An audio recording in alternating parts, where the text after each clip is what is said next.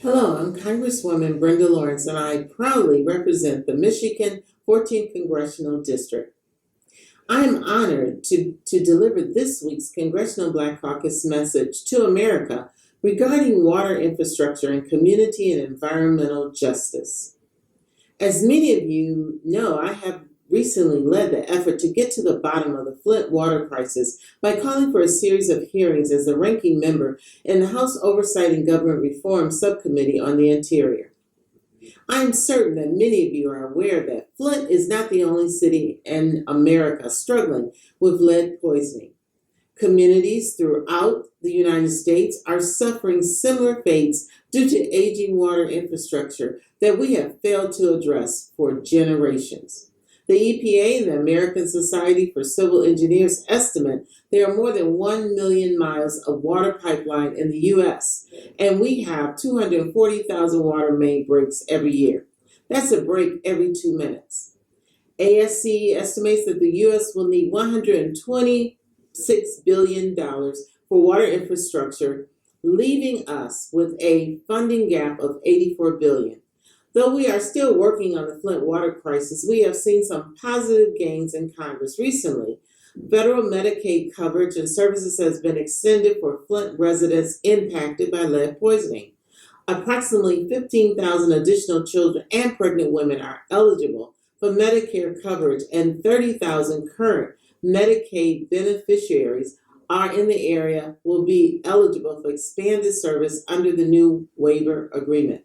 Additionally, there is $3.6 million Head Start expansion for the children of Flint.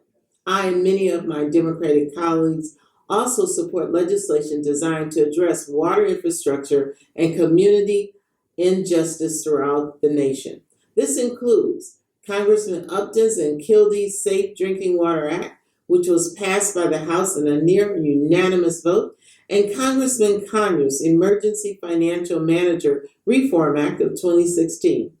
I am particularly proud to be an original co-sponsor of the Emergency Financial Manager Reform Act in light of the injustice done to Flint and Detroit public school systems under the state's emergency management law.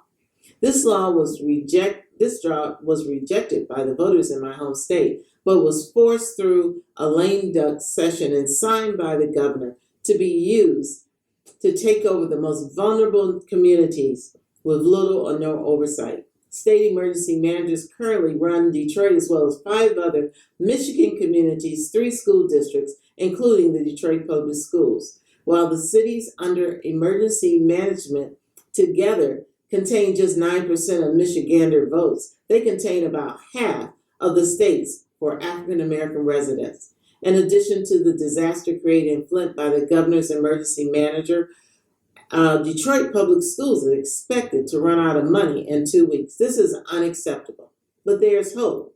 If passed, the Emergency Financial Manager Reform Act will ensure that only elected lawmakers are in charge of making decisions for the people.